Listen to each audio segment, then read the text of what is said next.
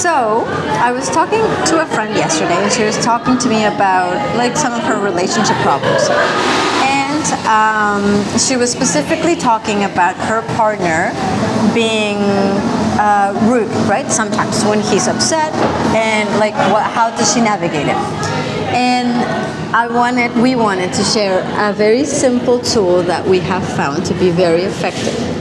And that is when you want to talk to your partner about something that you dislike, you want to tell him or her your truth, or they, your truth, your needs, your wants, after like a conflict or some tension. Or in a conflict. Right. To begin with, also that is something that is also your truth, but that is nice, that is flattering.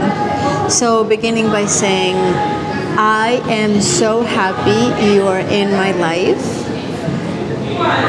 I would like us to make a change so that I feel better in our relationship. It feels great, right? It requires that the person speaking has some regulation, is somewhat calm, and almost automatically it induces safety in the person listening. Yeah, this is something that we've been talking about for quite a few years. Something that you actually insisted on pretty early in our relationship, that there are ways to say things. And it's true, like, especially if we're in a conflict, regardless of the validity, let's say, of what it is that I want to talk to you about. If I have something that you've done something that I'm upset about, or there's something that I want to talk about that clearly you're not going to want to hear about, but I want it to change, or I'm not okay with it, or I'm marking a boundary, whatever, right? If I can take a couple of extra seconds and approach you in a way that's less kind of threatening, less aggressive, and like you're saying, like kind of starting with, I don't know, I know that you're really tired, or you're making a really good effort with our kids, but there's something I want to talk about, it makes a huge difference. It makes a massive difference. Like, how receptive you're going to be to what I'm going to say, it's like literally different sides of the spectrum. And how safe you're going to feel, right? We had a couples therapist once tell us that it must be a priority in the relationship for both parties to have the other person feel safe, because of the massive positive repercussions it has for the relationship. I think it comes down to a lot of like, am I trying to give you shit, or am I trying to resolve a problem and like both of us get somewhere healthier?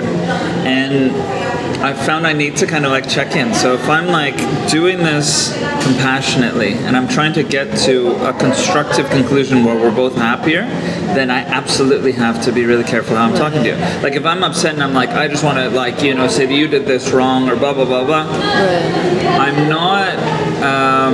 not building anything. Right, it's kind of like, I'm just crapping on you, really. Yes. Or I'm just saying, I don't like that you did this. But even if I want to tell you, like, the difference between saying to you, I don't like that you did this, and I don't like that you did this, but I want to see how we can have this stop.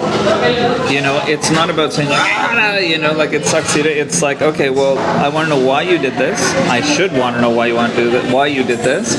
And also, like, the way that I approach it has to be kind of healthy and open and like flexible, and like even if I'm triggered and I'm upset, the way that I'm going to talk to you is going to affect the outcome as to whether or not this is going to happen again, and whether or not we can actually both feel better. And so it's like, it's kind of like a next level effort as well, where you're going from like, okay, I'm not just being reactionary, even though I feel something really strongly or I want to address something, but I'm taking an extra like level of investment to make sure that we're actually both involved in this. Right.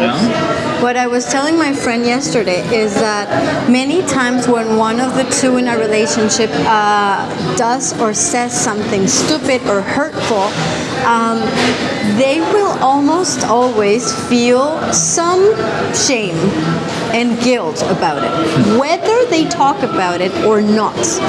So when you like after the incident, let's say, you come to them and you're like, I want to talk, it almost always will bring fear. And it's going to be like, oh no, they're going to want to dump me. Or they're going to scold me. Or they're going to punish me. You know, there's always like that childhood fear. And so I was telling my friends, it is extremely important that you speak, you know, your needs, that you verbalize what you're feeling and wanting and needing and experiencing. But there's also a way in which you can be generous, you know, to this person that just effed up, and have like the grace to be like, I love you, you are so important for me, I love all these things that you do, I didn't love this, you know, and like I want to talk about it, and I want us together to build a different dynamic or outcome, or, you know, whatever. And also, you're probably not talking about it because neither of you like to have these conversations. So it's like, Yes, you they tend already, to be once you already kind of internally realize, okay, I don't want to have this conversation, they don't want to have this conversation, then it's like, okay, well then you might as well be nice about it and be open, like, and kind of like kind about it, because it's going to be hard for both of you to come into it anyways, and you don't want to have it again. That's you know? right. Yes. All right. So that's a recommendation for the day. Start with something nice and be gentle. Yeah. All right. Thank you for listening. Ciao.